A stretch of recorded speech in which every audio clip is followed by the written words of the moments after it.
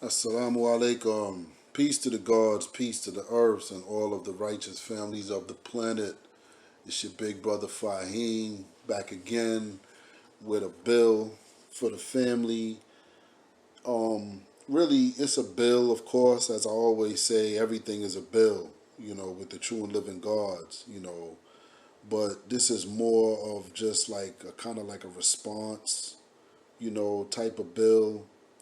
And, one thing about it is, this 5% of culture that we live and that we strive to live and strive to be obedient in, we definitely don't want anyone to tarnish what, the most honorable Elijah Muhammad and the Father left for us. So therefore when certain statements or certain things are said, it's always important that, the true and living gods, the real 5%ers, most people would say, and not just me, but most people would say the real 5%ers, because the real 5%ers are the ones who not just go around and display to everybody that they can quote lessons off the top of their heads. And no, those brothers, that lifestyle is played out. That was 80s and 90s. We don't have gangster gods, and we don't have, these ignorant individuals among our ciphers. We try to keep that away from us. That's toxic. We're the type of gods who are really striving to perfect ourselves. We're striving not to drink no more. We're striving not to curse no more. We're striving not to, do drugs and all kind of, disrespectful things to women. And we're striving people. We're striving because we know that we just came through a 379-year period of chattel slavery where the Caucasian white man decimated the black family. So Allah God appeared to us in the year 1930, and he raised up one from among us, the Honorable Elijah Muhammad. And that is, the messenger is the parent. Master Fard Muhammad and the messenger, Allah and his messenger, are parents to the gods, because it was in their mind to grow a nation of gods, righteous gods, not people who just profess out of their mouth, but righteous living gods. So there was a question asked, is the 5%ers, are we a pro-black organization? And of course, we're a pro-black organization. And the question was asked to a member of the nation of gods and earths, Allah be, who most would be familiar with, in that cipher of gods or individuals in the nation of gods and earths. Allah be was asked the question as well, but he said, no, the 5%ers, we are not pro-black, and he's making this statement off of a statement that was made by the father, back during the 1960s. And, I just want to touch on two quick points, and I'm going to try to make it as quick as I can. I know sometimes my bills can be kind of long-winded, but two quick points. First point is our lessons, teachings, and our culture, is our culture of Islam, or I, God, is it pro-black? When you read through the literature, read through all of the documentation of the Most Honorable Elijah Muhammad and Master Fard Muhammad, well, that's almost like a silly question. It would be a foolish question for someone to hold on to these lessons and stand up and say, I'm not pro-black. Like, as soon as they look at your literature, or I'm going to just say your book of life, Because as a 5%er, our lessons, our 120 lessons is a part of our book of life. So when they look at your book of life and they see what you're studying and what your book of life is about, and they see God, that's your definition of Islam. It ain't like the Sunni Orthodox Muslims over there in the East. Your definition is I. Just look at that. Look at people would look at that as arrogance. I is me, all me. But our lessons tell us that everything is all me. In the knowledge degree, in the student enrollment. Who's the original man? Simple question, simple answer. The original man is the Asiatic black man. Just listen to the words. Black man. He is the Asiatic black man. He is the maker, the owner, the cream of the planet Earth, the father of civilization, and the God of the universe. That's supremacy. He is a supreme being. That is a level of supremacy. Can you imagine white people with lessons like ours, which their lessons are similar to ours in a sense, because they teach that, first of all, even though it's lies, but they teach their people in a lot of these racist organizations that white people, because they are a minority on the planet, that they are exquisite. They are unique. They are a special type of people that God made. And he only made just a few of them. Almost like a car. Like where they have the limited edition models where they only make a certain amount of these cars. Like Porsche may come out with something or Bentley. And they're only making like 50 of these cars. But they're special, they're unique, they're cars that are so, expensive and dear that, to get a hold of one of them is like, oh man, it's a dream. You got to put it on your wish list. This is the Caucasian white man's teaching to his own people in order to adopt them into his racist, white supremacist mentality. Because there's so few of us on the planet, Caucasian white people, but there's so many of them on the planet, people of color, or, black people, brown people, red people, yellow people, they dominate us on the planet in terms of numbers. Since we're a minority, we're special. We're unique. We're supposed to be in power. We're supposed to be in control. We're supposed to control every aspect of living on this planet because we're God's chosen people. This is what they teach them. And they teach that in the end, they're going to be, they were the first and they're going to be the last. So they would say, who's the original man? The original man is the white man,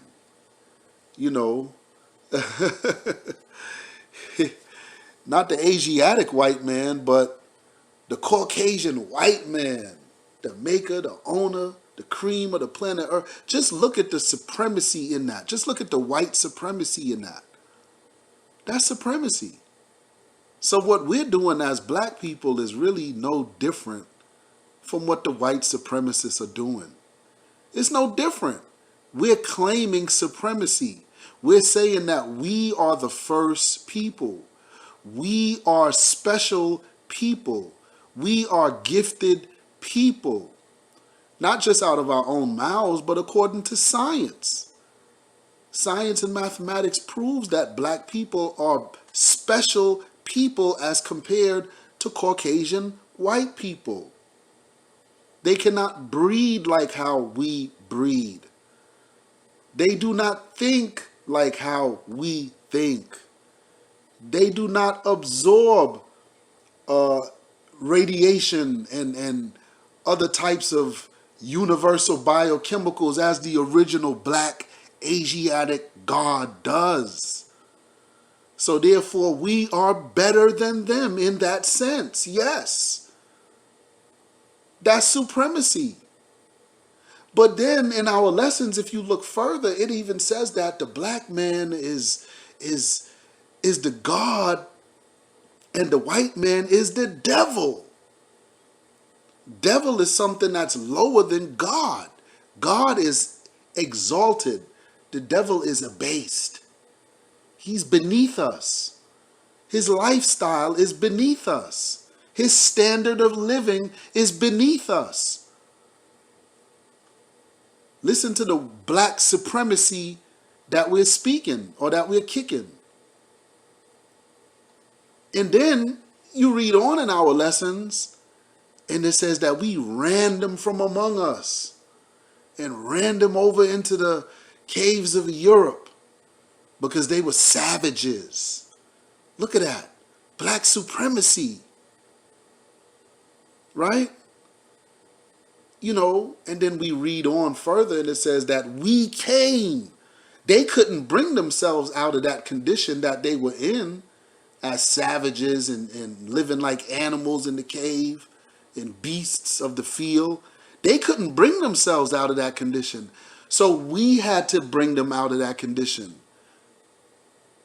In order to do that, we sent one to go and teach them this forgotten trick knowledge, which is a science that comes naturally really to them, because wickedness and evil is naturally a part of them.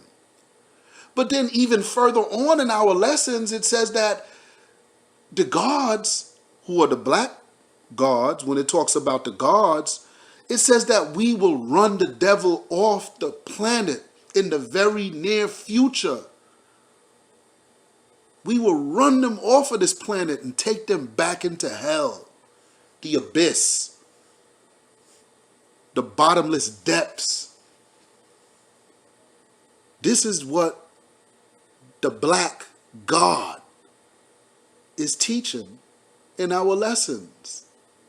So anyone hearing that now who has no understanding automatically would say, no, if you're trying to pander to white people, you're going to say, hey, we're not pro-black. I'm not pro-black. Am I saying the Father was pandering to white people? Yes, he was. Yes, he was. I said it. Yeah, he did. But he was doing it for a reason. He did what he did for a reason. He knew that he had to acquire stuff for his nation. He had to acquire land. He had to acquire a building, a place to teach. He had to acquire stuff for his nation that his teacher, the most honorable Elijah Muhammad, acquired for his nation. The Father had to do the same thing. So the Father had to say certain things in the height of the era that he was living in, the 60s era, the civil rights era. There was a lot of turmoil going on all around the United States of America, from California to Alabama in the South, and Georgia, and even in the North. There was a lot going on during that period. So why did the Father make that statement? Let's look at that. Well, I can't really say why or tell you what was on the Father's mind in the sense of why he said something that would be or would appear as a contradiction, but I can tell you what the Father was trying to protect. I can speak on that with knowledge, wisdom, and understanding. The Father knew that in order to be a civil rights activist, in order to be one who fights for liberation for your people, or one who fights in the way of freedom, justice, and equality and truth, the Father knew that in order to do that, you have to be an upright individual. You have to be a law-abiding citizen.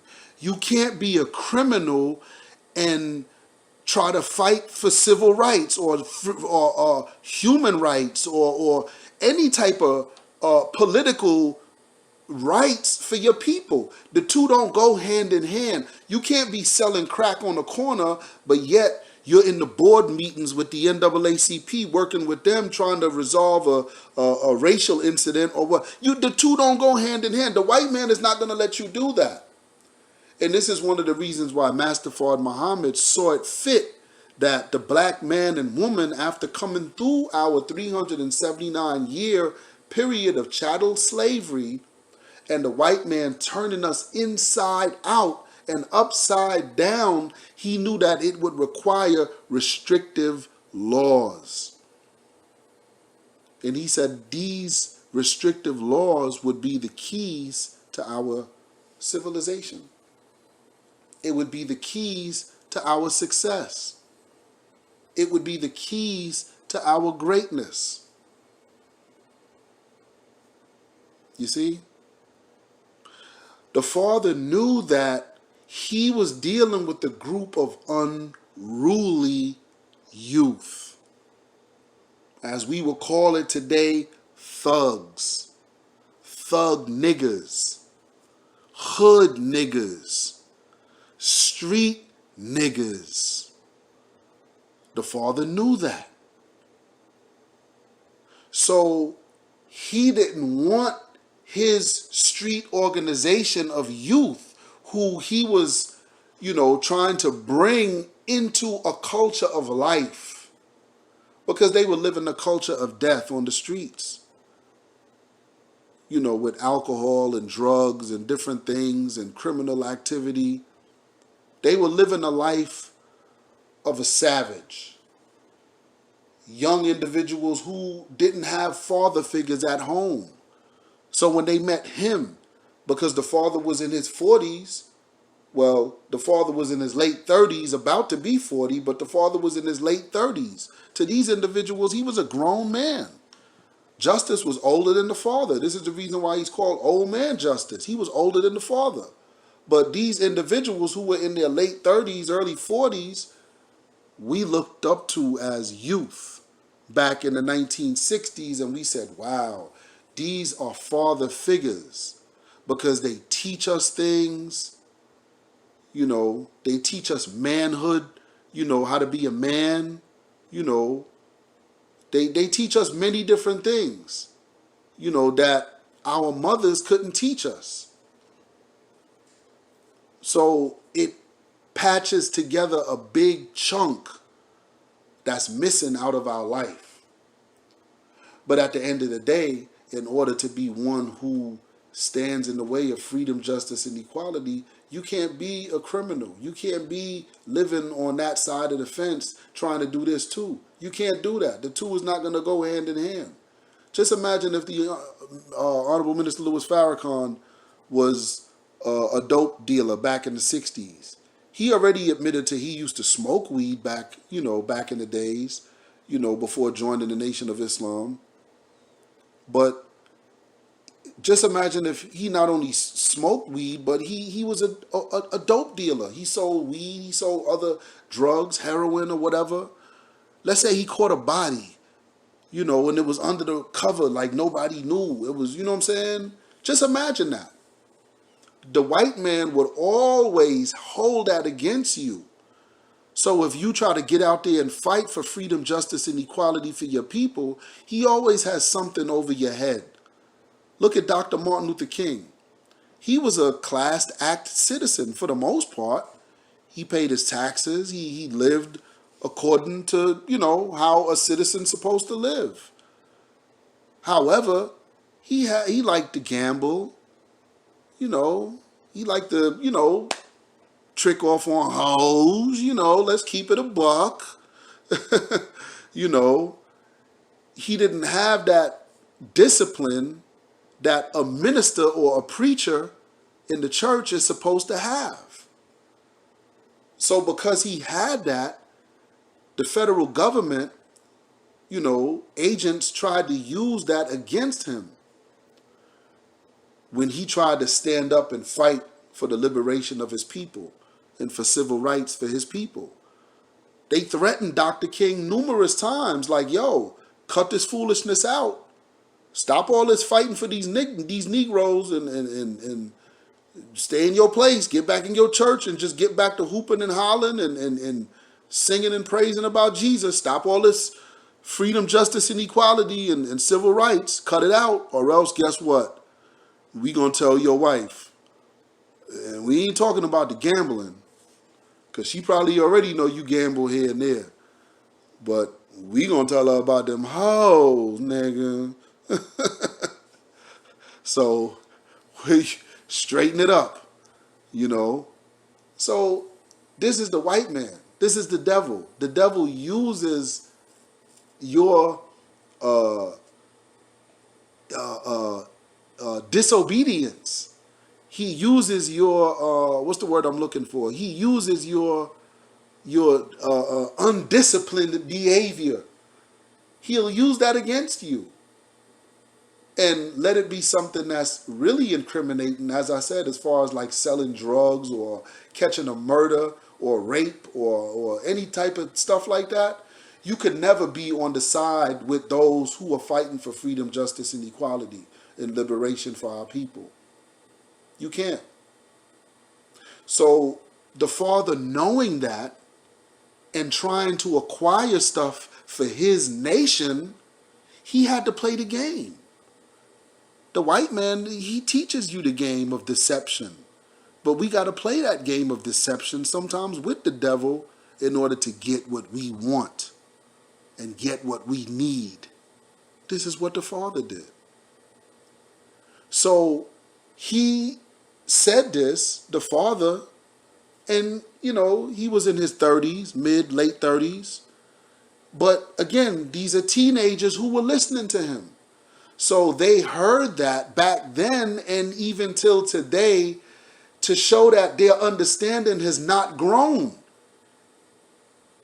Their understanding has been arrested development. It's been arrested in its development because they have not grown into the understanding of why the father said what he said. The father said that for a reason. And he said that because he understood military tactics. He fought in the U.S. military, so he understands the science of deception. You got to sometimes do things to get what you need. The Most Honorable Elijah Muhammad once told his ministers, there's no need to keep calling the white man the devil all the time. Let's just say the enemy or the slave master's children. Because when he heard Minister Farrakhan and some of the other ministers back during the 60s saying that, he was like, yo, I'm paraphrasing what the messenger said, but it was something to the effect of, I'm trying to get a drink out of that water that you keep polluting, or you keep dirtying up the water I'm trying to get a drink out of. Which means that he was trying to partner up in certain ways with other communities to get what he needed for his community, which is a pro-black community. So my final point that I just want to make in the whole discussion is, are we pro-black? Yes, we are. But when we say pro-black, is it the same thing as the white man when he says that he is pro-white? No, it doesn't. No, it doesn't. Because one thing about Caucasian white people is that their idea of white supremacy means we rule with an iron fist, and we rule and we kill and we rape and we have to control and be the owners of everything. You are not free to express your culture or your religion or your way of life. We are discriminating against you because you are this way or you are. This is their idea of white supremacy. And this is the reason why white supremacy is dangerous. But to be pro-black or to be a black supremacist, is that dangerous? No, it's not. Because everywhere you look on the planet, Allah be, it tells you in your student enrollment that we are the fathers of civilization. Everywhere we went on this planet, we put up monuments and paintings, and we left markings that we were there, the black Muslim gods. And guess what we did? We helped to further civilizations in learning mathematics, studying the sciences of life and agriculture. We taught nations how to farm and produce. This is what we did. This is what black supremacy looks like versus white supremacy. White supremacy is trying to ethnically cleanse a people based off of discriminatory issues, where black supremacy is enlightening and being a torchlight for civilization. So with that being said, family, I don't want to waste no more time on this bill. I just wanted to make those two quick points. Our lessons are pro-black. Yes. And the father said what he said because he had to protect his children, his babies, because he was trying to acquire something for us. So with that being said, I leave you as I came in the greeting words of peace. We say it in the Arabic language. Assalamu alaikum. Peace to the gods, peace to the earths, and all of the righteous families of the planet. Peace.